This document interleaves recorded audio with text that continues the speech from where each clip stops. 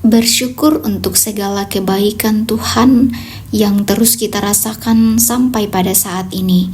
Bapak, Ibu, Saudara-saudara, kita bersyukur bahwa kita masih berjumpa kembali dalam renungan harian di hari Kamis, tanggal 6 Februari tahun 2025. Mari bersama-sama kita berdoa.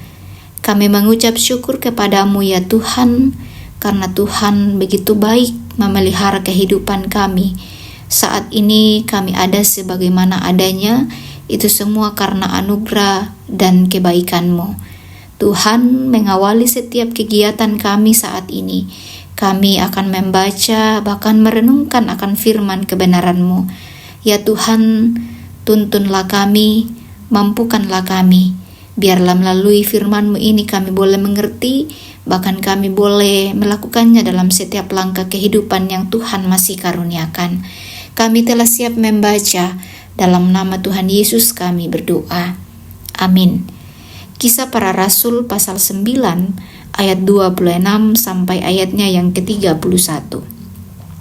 Setibanya di Yerusalem, Saulus mencoba menggabungkan diri kepada murid-murid, tetapi semuanya takut kepadanya, karena mereka tidak dapat percaya bahwa ia juga seorang murid. Namun, Barnabas menerima dia dan membawanya kepada rasul-rasul, serta menceritakan kepada mereka bagaimana Saulus melihat Tuhan di tengah jalan dan bahwa Tuhan berbicara kepadanya, dan bagaimana keberaniannya mengajar di Damsyik dalam nama Yesus. Saulus tinggal bersama mereka di Yerusalem dan dengan berani mengajar dalam nama Tuhan. Ia juga berbicara dan bersoal jawab dengan orang-orang Yahudi yang berbahasa Yunani, tetapi mereka berusaha membunuh dia. Ketika hal itu diketahui oleh saudara-saudara seiman, mereka membawa dia ke Kaisarea dan dari situ mengirim dia ke Tarsus. Lalu jemaat di seluruh Yudea, Galilea dan Samaria berada dalam keadaan damai. Jemaat itu dibangun dan hidup dalam takut akan Tuhan, dan jumlahnya bertambah besar oleh pertolongan Roh Kudus. Amin. Dari pembacaan kita ini diberikan satu tema, kuasa transformasi Kristus. Bapak Ibu, pernahkah kita mendengar cerita tentang seorang yang begitu jahat, hingga tidak ada yang percaya saat ia berkata bahwa dirinya telah berubah? Mungkin kita merasa mustahil mengampuni seseorang dengan masa lalu yang begitu kelam. Seperti itulah kisah murid-murid di Yerusalem saat melihat Saulus. Kita bayangkan saja, Bapak Ibu, bahwa mereka tahu siapa Saulus, penganiaya jemaat yang kejam dan tidak kenal ampun. Namun sekarang tiba-tiba ia datang dan berkata ingin bergabung sebagai saudara iman seiman mereka. Kisah ini tentang kuasa transformasi yang hanya dapat dilakukan oleh Kristus. Saulus kemudian menjadi Paulus adalah salah satu bukti terbesar dari kuasa Kristus yang mengubah hidup. Dari seorang penganiaya yang penuh kebencian, Saulus berbalik menjadi seorang pemberita Injil yang penuh dengan kasih dan keberanian.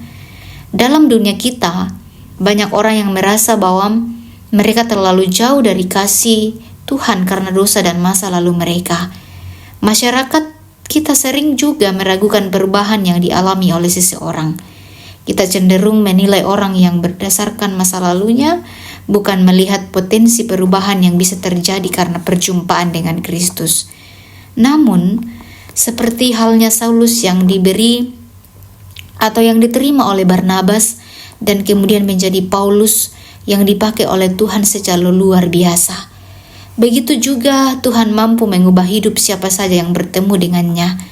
Transformasi yang dilakukan oleh Kristus tidak mengenal batas dan tidak tergantung pada masa lalu seseorang, tetapi pada kuasa kasih dan anugerahnya. Sama seperti transformasi Saulus menjadi kesaksian yang kuat bagi jemaat dan menjadi alat pertumbuhan gereja. Demikian pula kesaksian hidup kita bisa menjadi alat Tuhan untuk membawa orang lain mengenal Kristus. Karena itu Bapak Ibu Saudara-saudara yang diberkati Tuhan dimanapun kita berada saat ini, jangan malu memberitakan kisah bagaimana Tuhan mengubah hidup kita. Karena itulah bukti kuasa transformasi Kristus yang nyata. Mari kita membuka hati dan mengizinkan Tuhan untuk mengubah kita sepenuhnya. sehingga hidup kita menjadi saksi dari kasih dan kuasa Kristus yang luar biasa itu. Amin firman Tuhan.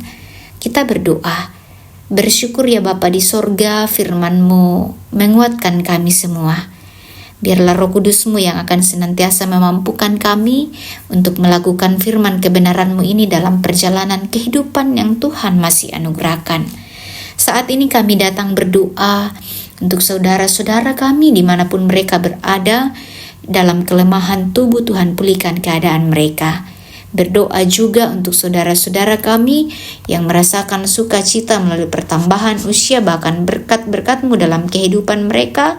Tuhan senantiasa menyempurnakan sukacita mereka. Kami pun berdoa untuk saudara-saudara kami dalam pergumulan kehidupan sementara mencari pekerjaan, mencari pasangan hidup. Tuhan senantiasa membukakan jalan bagi mereka. Juga anak-anak dalam pertumbuhan Tuhan berkati. Berdoa untuk orang tua kami dalam masa usia lanjut. Tuhan memelihara, memberikan kesehatan, bahkan hikmat dari Tuhan, sehingga mereka terus bersuka cita, bahkan damai sejahtera menjadi bagian dalam hidupnya. Tuhan, kami berdoa untuk pemerintah bangsa dan negara kami. Tuhan topang dalam kasih dan anugerah-Mu, biarlah kami terus merasakan damai sejahtera. Seluruh kegiatan kami saat ini kami serahkan ke dalam tangan pengasihan-Mu. Bukan kehendak kami yang terjadi, melainkan kehendak Bapa di sorga. Di dalam nama Tuhan Yesus kami berdoa. Amin.